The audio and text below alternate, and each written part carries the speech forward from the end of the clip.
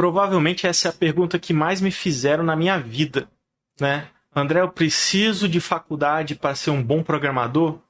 E a resposta é: depende. Solta a vinheta aí, editor, primeiro.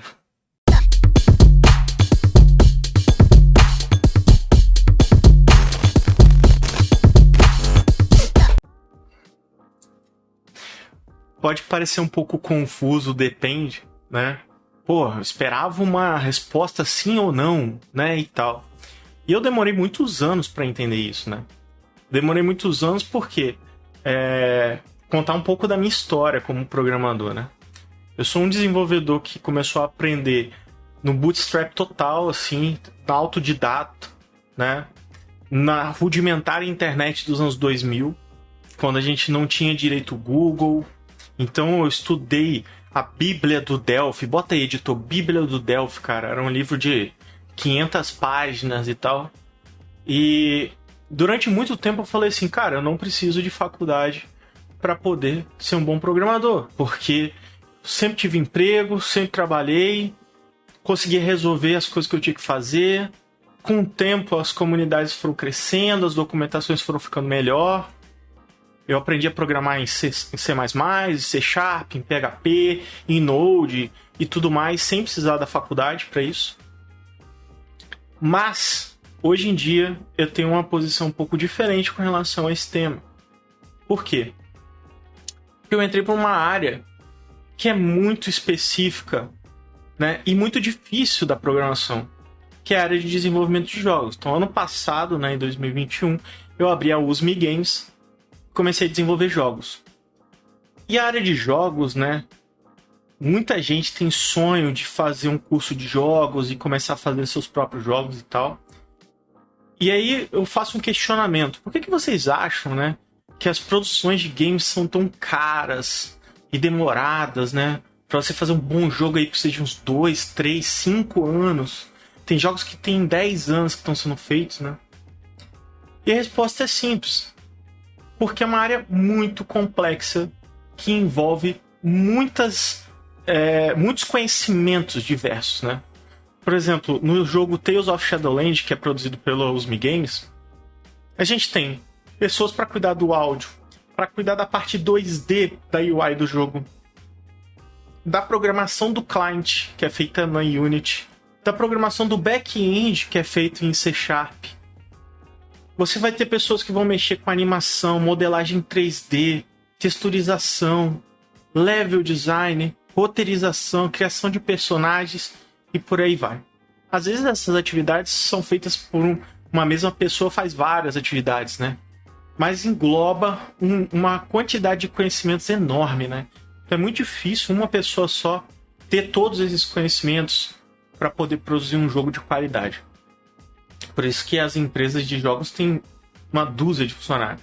Mas, né, tirando o fato da prolixidade do começo da conversa e dessa parte de falar de jogos, né, por que eu falei que ser um bom programador depende, né?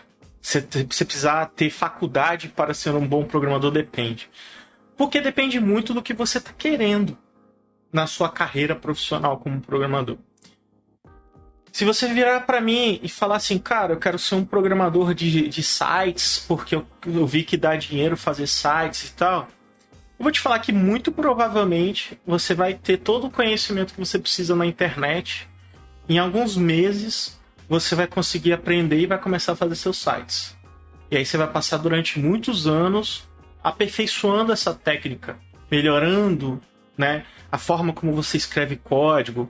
Seu código vai funcionar, não vai ser o melhor dos melhores, talvez não vai ter os melhores padrões, mas ele vai funcionar, ele vai dar conta do recado, né? Ele vai dar conta do seu serviço que você está fazendo ali e você vai fazer a coisa que é mais importante para você, que é gerar seu dinheiro, né? Você vai ganhar uma graninha. Depois disso, você vai evoluindo como programador e você vai começar a pensar que você é o inovador, né? Então você vai querer criar seus próprios frameworks, você vai querer, né, ser o guru da sabedoria ali. É uma fase meio transitória, essa fase ela é complicada, né? Quando você começa a ganhar um pouco mais de conhecimento e tal. E até que você vai chegar a um ponto, né, que você vai estar mais maduro Depois eu boto sempre a regra dos 10 anos, né? Daqui a 10 anos, quando você tiver mais maduro como profissional, você vai falar assim, cara, eu não sei de porra nenhuma. Eu acho que tudo que eu aprendi até agora é uma fração mínima de conhecimento, e a área de tecnologia, a programação, ela é muito ampla, né? Você pode fazer de tudo com esse negócio. Você pode fazer realidade virtual, você pode fazer inteligência artificial, né? Data science, tudo aí mais. Então, quando você começa a ficar mais maduro, né, como um programador, e a vida ela vai te direcionando para onde você vai, né? Você começa pensando numa coisa, eu quero fazer site, aí depois você quer fazer app, aí depois você quer entrar no mercado de DeFi, sei lá, entendeu? O mundo é muito louco, né? O universo é muito louco, então você vai acabar sendo direcionado para uma área específica. Aí você fala assim, porra, se eu quero mexer com DeFi na área de cripto, pô, é um conhecimento super específico, você vai ter que aprender Solidity, Smart Contracts, Web3, Blockchain, né? E espero que o meu canal esteja ajudando você a se direcionar para esse caminho, que eu acho um caminho super interessante. Mas a gente está falando de uma área que vai envolver muito mais matemática, que vai envolver cálculos mais robustos do que normalmente você vai usar para fazer um site. Você vai precisar de uma tecnologia de alta escalabilidade, né, com baixa latência e tudo mais. Então talvez você vai ter que se aprofundar mais em infraestrutura de servidores, escalabilidade, data center. Você vai ter que de redes, né? Você vai ter que entender os protocolos, como é que você faz para poder reduzir a latência na comunicação, para você ter uma boa aplicação de DeFi. Isso assim, pensando numa DeFi como a de IDX, que é uma exchange, né? Então você vai precisar de uma série de conhecimentos para poder tornar o seu software bom, né? E aí, talvez, você vai sentir falta de alguns conhecimentos que a faculdade te proporciona, né? Eu sempre digo o seguinte, para quem tem zero de conhecimento, a faculdade é uma opção viável. Você pode começar com a faculdade, que ela vai te dar uma série de conhecimentos. Uma boa parte desses conhecimentos você nunca vai utilizar, assim como as coisas que a gente aprendeu na escola, né? Mas vai ter coisas interessantes que você vai aprender. Você vai aprender o básico de programação, você vai ter uma experiência que normalmente você não teria no mercado de trabalho, você vai aprender uma base matemática um pouco mais sólida. Na prática, você vai utilizar isso no seu dia a dia? Muito provavelmente não. Mas agora, se você falar para mim que você quer estudar sobre inteligência artificial, eu vou falar, irmão, não tem outro caminho. Você vai ter que fazer matemática aplicada, estatística, os caralho. Você vai ter que ir para uma faculdade, porque é muito difícil você ter essa grade curricular de derivadas, integrais e tudo mais fora da faculdade, né?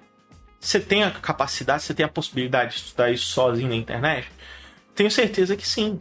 Mas, obviamente, que essas matérias, né, elas vão ser muito mais fáceis do seu entendimento tendo um professor te ensinando.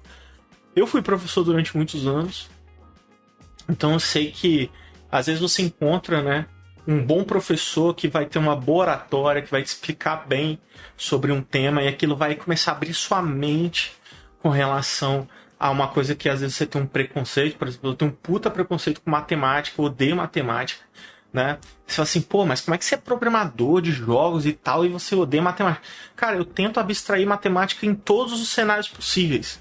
Então eu vou procurar alguém que já resolveu essa solução, eu vou pegar alguém que já manja de matemática mais do que eu, né?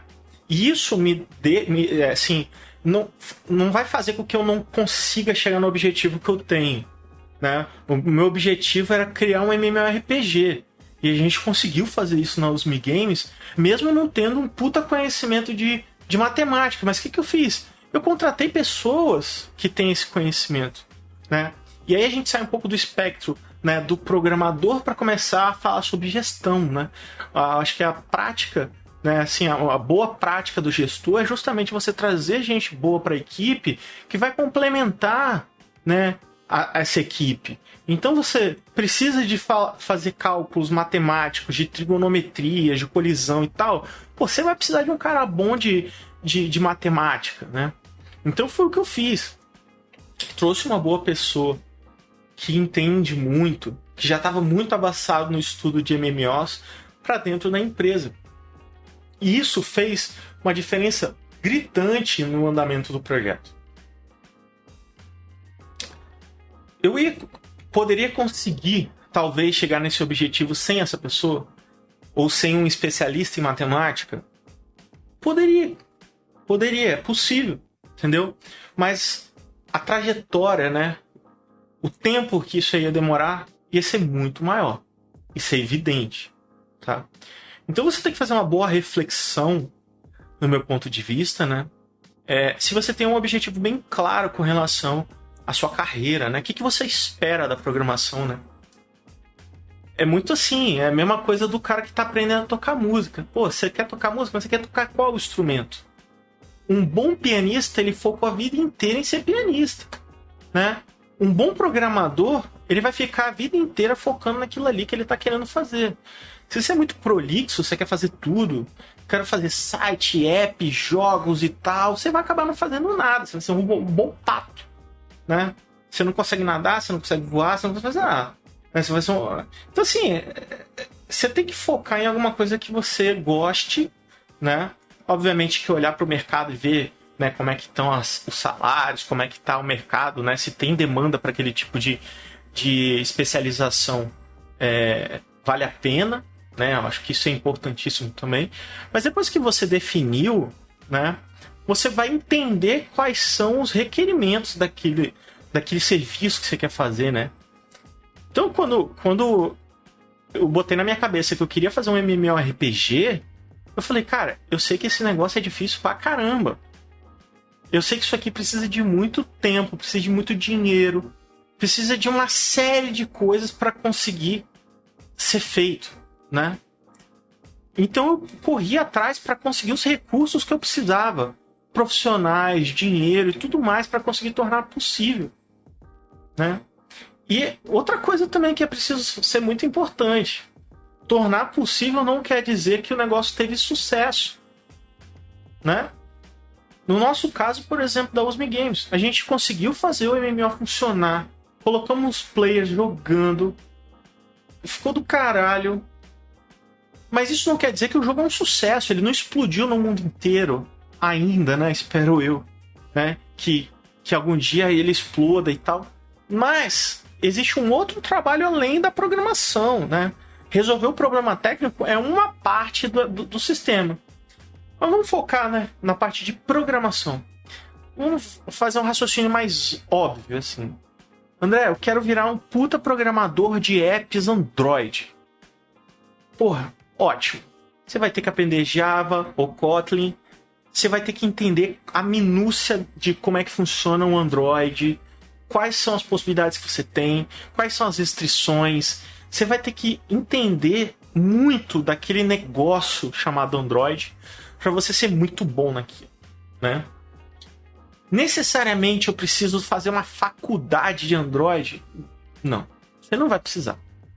Você vai ter que sentar a bunda, vai ter que abrir o YouTube, vai ter que ver dezenas, centenas de vídeos, você vai ter que ler documentações em inglês, entender aquilo ali. E aí daqui a 10 anos a gente conversa, que é quando você vai começar a ficar razoável naquilo, né? Agora, quando você vai ser considerado, porra, eu sou muito bom naquele negócio, cara. Eu acho que a pessoa, ela é boa mesmo quando ela sai do espectro do ego da pessoa, né? Da pessoa se sentir muito boa e ter um reconhecimento de bons profissionais do mercado. Então, assim, quando que eu comecei a me sentir um bom programador? Quando pessoas que eu considero excelentes profissionais, né, chegaram pra mim e falaram, cara, você é um cara bom, entendeu? Eu ignoro todo o restante, porque 99,9% da população ela não vai ter parâmetro para poder falar se você é bom ou ruim. Agora, se seu professor da faculdade te admira, fala que você é muito bom, independente das notas, né? Nota é muito, né? Enfim, eu não vou entrar no mérito de avaliações, eu acho muito complexo. Eu acho que o professor ele tinha que ter o poder de avaliar se a pessoa está capacitada para passar naquela matéria ou não, independente de uma avaliação, né? Mas se o seu professor te admira, cara, acha você do caralho, você trabalha numa empresa e os profissionais que trabalham com você acham você bom, você é bem visto pelo mercado, né?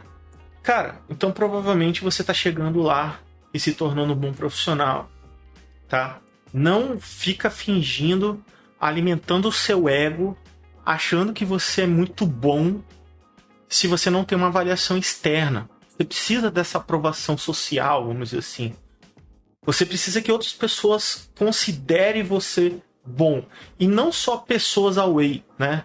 Tem que ser pessoas que são da área, né? Você tem caras muito... Você fala assim, cara, qual é a pessoa que você admira na área de programação? Eu, por exemplo, admiro pra caralho o Fábio Akita. É um dos caras que eu respeito, assim... Ele fala muita coisa foda, muita coisa que eu não entendo. Eu mesmo não entendo muita coisa que ele fala. Mas assim, o cara tem um gabarito absurdo, um conhecimento, assim, quase único. Não vou dizer que é o único, mas é um conhecimento muito vasto. Percebe-se que o cara tem muitos e muitos anos de estudo, né? E ele tem uma capacidade de conseguir concatenar essas informações num roteiro bem redigido. Grava vídeos excelentes. Eu acompanho o Fábio mais ou menos desde 2012. O Fábio, um artigo do Fábio me fez aprender Node.js na versão, sei lá, 0.4 do Node, né?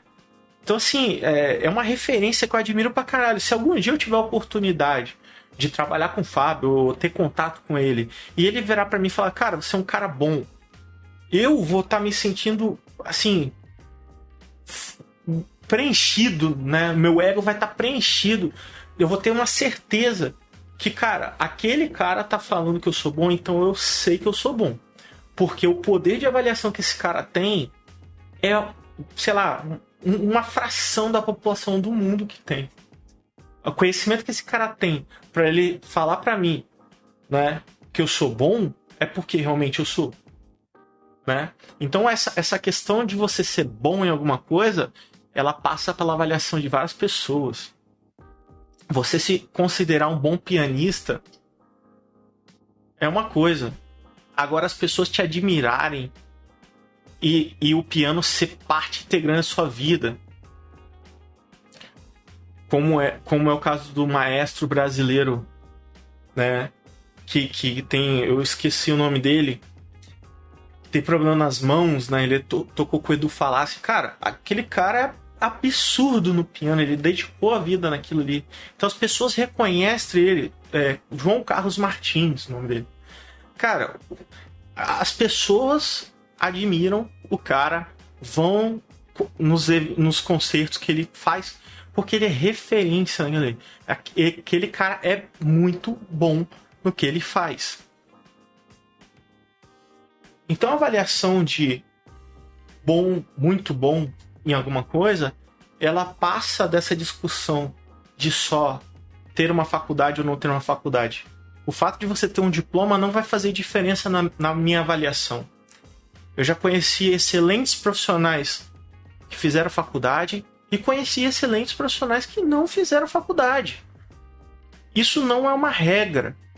Isso vai depender da área. Vai depender do esforço individual de cada pessoa. Então não fica bitolado, né? Se você faz ou não.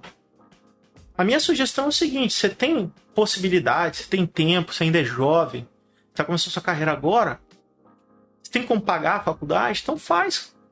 Vai ser legal para ti. A experiência social, né, a rotina e tal, vai ser legal.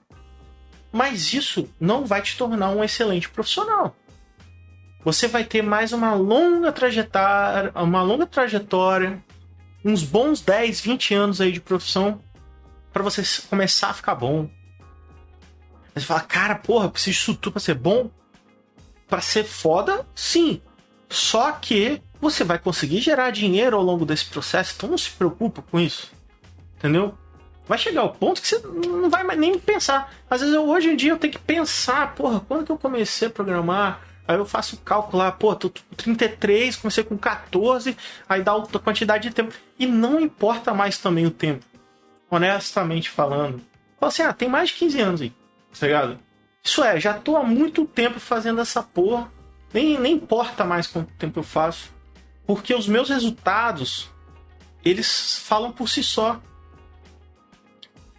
Eu criei aplicações para milhões de usuários. chamei a atenção de um dos maiores youtubers do Brasil, e não só dele, não só do Felipe, que foi meu sócio no Vigia de Preço, mas de outros caras famosos, influenciadores famosos, que vêm no meu trabalho, um trabalho de qualidade, consistente, que gera resultado, que gera dinheiro no bolso dos caras no final do mês, né? O Douglas também, eu conheci o Douglas na época do Vigia de Preço, né? Meu sócio hoje. Então, assim, é uma consistência, né, no que você faz na sua vida.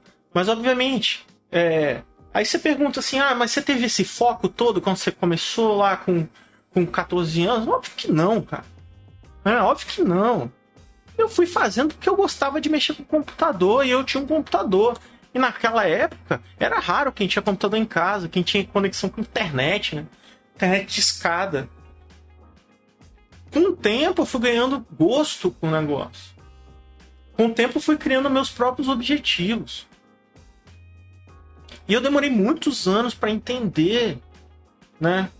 Se eu for levar em consideração o período que eu acho de fato que eu comecei a me tornar um profissional na área, respeitado e tal, foi de 2017 para cá, que eu comecei a adquirir outras características que eu julgo ser muito importante para um profissional, que é previsibilidade, coerência, né? Disposição. Eu tô assim, qualquer hora do dia ou da noite precisava ligava para mim, eu atendia. Entendeu? Eu tava sempre disponível. Eu dediquei a minha vida para poder montar o Vigia, e isso gerou frutos. Gerou pessoas que gostavam do que eu tava fazendo, até que eu vendi a minha empresa.